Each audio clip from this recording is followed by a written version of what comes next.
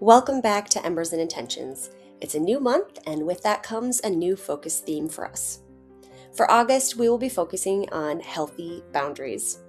August feels like a great time to focus in on our boundaries as many of us are preparing our families for the coming school year. With the kids returning to school, we have sporting events, school events, and the last fleeting chances to have quality family time before the colder weather sets in.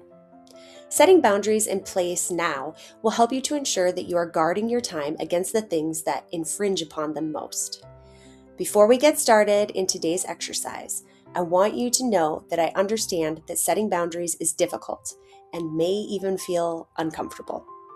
Please know that when you choose to put boundaries in place, it is so that you are protecting your peace, energy, and the things you value most.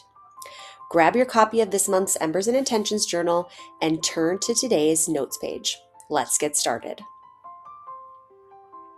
Boundaries is defined as a real or imagined line that marks the limits of edges or something separating one thing from another.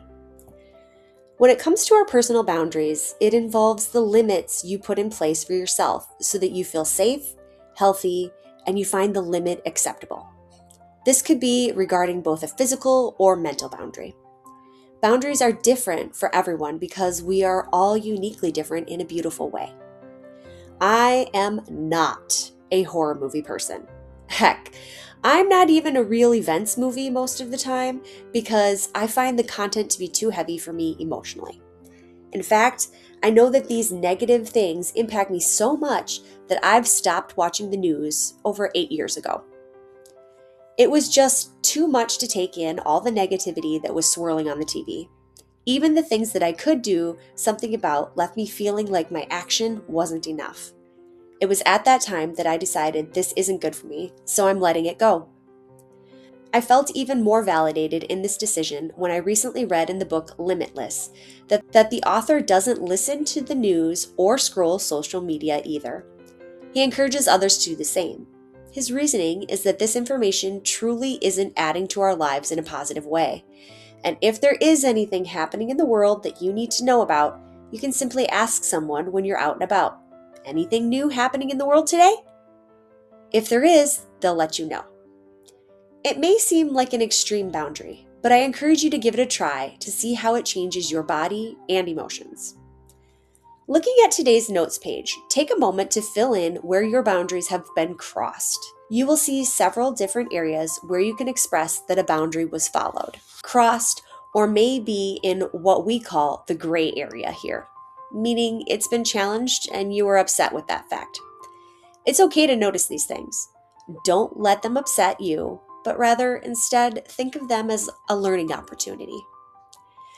Take a minute now to think about the past month and the boundaries you have put in place. Fill them in on the chart for the area that best fits their experience.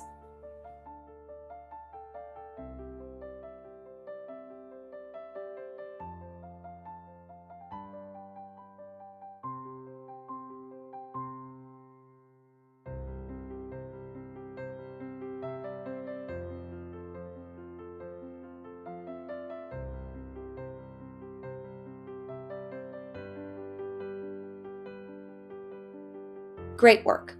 Like I mentioned before, this isn't meant to make you feel bad, but rather to make you understand that where your boundaries truly are and if they need to be shifted.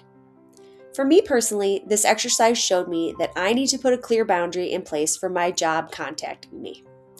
My husband was recently in the ER with heart issues, and during the time we were there, I was getting work-related texts and even phone calls.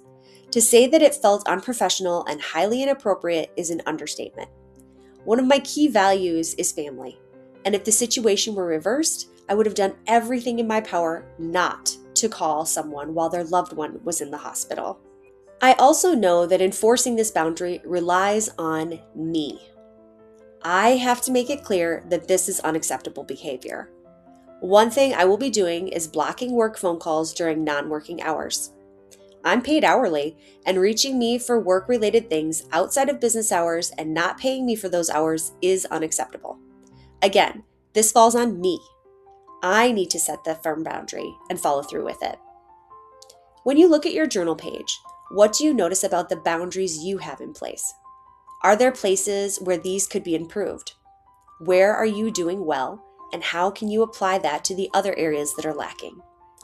Take a minute now to get your ideas for how you can improve your boundaries down on paper.